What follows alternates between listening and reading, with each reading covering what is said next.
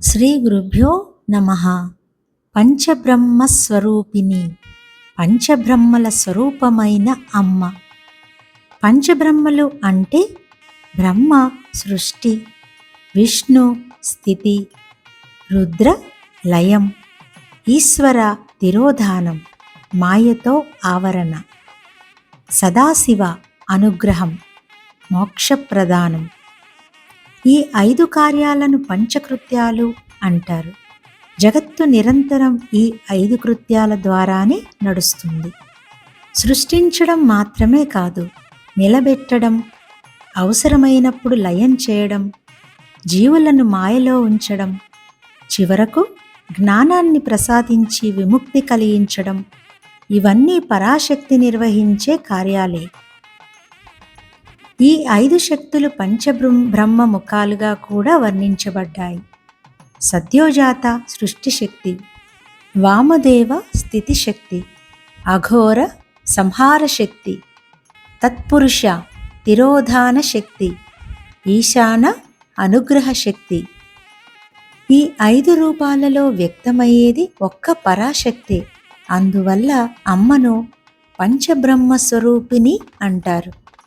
పంచభూతాలు, పంచప్రాణాలు, పంచ జ్ఞానేంద్రియాలు, పంచకర్మేంద్రియాలు, ఈ విశ్వమంతా 5ల నిర్మాణంతో నడుస్తుంది. ఈ సమస్తానికి జీవం, చైతన్యం, శక్తి ఇచ్చేది అమ్మ ఒక్కరే. ఆమె లేకుంటే బ్రహ్మాదులు కూడా కార్యరహితులే. అందుకే పూర్వనామంలో పంచప్రేతాసనాసీన, ఈ నామంలో పంచబ్రహ్మస్వరూపిణి అని వరుసగా చెప్పారు. అంటే పంచబ్రహ్మలు అమ్మకు భిన్నులు కారు, ఆమె సంకల్పానికి వ్యక్త రూపాలే. సృష్టి నుండి మోక్షం వరకు జరిగే ప్రతి దివ్య కార్యంలో పనిచేసేది పరాశక్తియే. సృష్టి, స్థితి, లయ, తిరోధాన, అనుగ్రహం అనే విశ్వ పంచకృత్యాలను బ్రహ్మ, విష్ణు, రుద్ర, ఈశ్వర, సదాశివ రూపాలలో నిర్వహిస్తూ ఆ 5ంటికి అంతరాత్మగా వెలసే పరమేశ్వరియే పంచబ్రహ్మ స్వరూపిణి. ఈశ్వరుని పని కదలకుండా ఉండడం, ఆయన శక్తి పని కదలడం. నిశ్చల జ్యోతి శివుడు, కదిలే కాంతి శక్తి. గదిలో ఓ మూల జ్యోతి వెలుగుతూ ఉంటుంది, గది అంతా కాంతి వ్యాపించి ఉంటుంది. అలాగే పంచకోశాల శరీరంలో ఒక్కొక్క కోశం ఒక్కొక్క గది అనుకుంటే అన్ని గదులలో వెలుగుగా వ్యాపించి ఉండేది అమ్మవారు. అన్నమయ కోశం, ప్రాణమయ కోశం, మనోమయ కోశం, విజ్ఞానమయ కోశం, ఆనందమయ కోశం. ఈ 5 కోశాలకు ఆవల ఉన్నది ఆ పరంజ్యోతి. గురువు తత్వాన్ని మర్మగర్భంగా సూచనగా చెబుతాడు, అంతే. శిష్యుడు దానిని విచారించి ఆ సత్యాన్ని తనకు తానుగా తెలుసుకోవాలి. తైత్తిరీయంలో గురువును ఓ శిష్యుడు బ్రహ్మమంటే ఏమి గురువుగారు అని అడిగాడు. యతో వా ఇమాని భూతాని జాయంతే ఏన జాతాని జీవంతి యత్ ప్రయంత్యభిసంవింశతి తద్విజ్ఞాసస్య తద్ బ్రహ్మేతి. దేని నుంచి ఈ ప్రపంచం పుడుతుందో, దేనివల్ల ఈ ప్రపంచం పెరుగుతుందో, దేనిలో లయం అవుతుందో అదే బ్రహ్మము అని చెప్పారు గురువుగారు. దేనివల్ల ఏమిటో అది కూడా మీరే చెప్పేయండి గురువుగారు అంటారు ఇప్పటి శిష్యులు. విచారణ నేర్పేవాడే నిజమైన గురువు, మిరాకిల్స్ చేసేవాడు కాదు.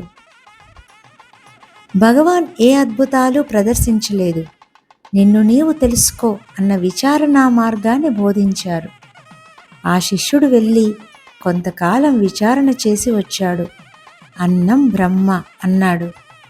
ఇంకా ముందుకు వెళ్ళు అన్నాడు గురువు. మళ్ళీ విచారణ చేసి వచ్చి ప్రాణం బ్రహ్మ అన్నాడు. ఇంకా ముందుకు వెళ్ళు అన్నాడు గురువు.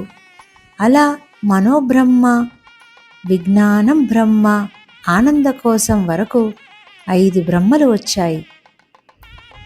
ఇప్పుడు పంచబ్రహ్మ స్వరూపిణి అయ్యింది. గదియే వెలుగు కాదు, గదిలో కూడా వెలుగు వ్యాపించి ఉంది. కోశాలు బ్రహ్మము కాదు, కోశాల నిండా వ్యాపించి కోశాలకు అవల ఉంది బ్రహ్మము. పంచకోశాల నిండా ఉన్నది పంచబ్రహ్మ స్వరూపిణి, పంచకోశాలకు ఆవల ఉన్నది చిన్మయి. మనలో ఉన్న శక్తి, ఆనందం, ప్రజ్ఞ ఇవి ఇతరులలో కూడా ఉంటాయన్న స్ఫురణ మనం ఎదుటివారికి గౌరవాన్నిచ్చేలాగా చేస్తోంది. మనం ఇచ్చే గౌరవాన్ని బట్టే మనల్ని మనం పొందగలుగుతాం.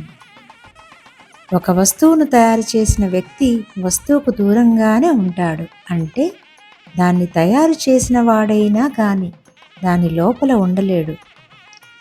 కానీ మనల్ని సృష్టించిన దైవం మన బయట, మన రూపంలో, మనలో కూడా ఉంటుంది.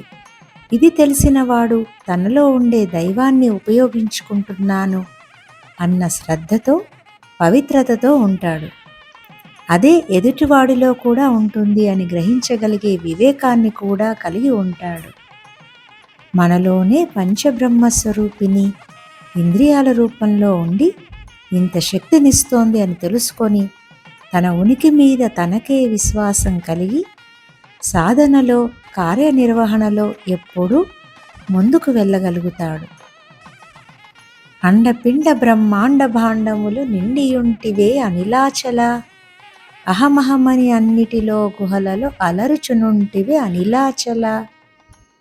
విశ్వమంతా నీవే, ప్రతి హృదయంలో నేను నేను అనే ఆత్మస్ఫురణగా వెలుగుతున్నది కూడా నీవే. సృష్టికి పూర్వం ఏకైక పరబ్రహ్మంగా ఉన్న ఆ తల్లి లీలా వినోదం కోసం 5 ప్రధాన తత్వాలుగా బ్రహ్మ, విష్ణు, రుద్ర, ఈశ్వర, సదాశివ తనను తాను విస్తరించుకుంది. ఏకం సత్ విప్రా బహుదా వదంతి, ఉన్నది ఒక్కటే సత్యం, పండితులు దానిని పలు రకాలుగా వర్ణిస్తారు అన్న వేదవాక్కుకు ప్రత్యక్ష సాక్ష్యమే పంచబ్రహ్మ స్వరూపిణి.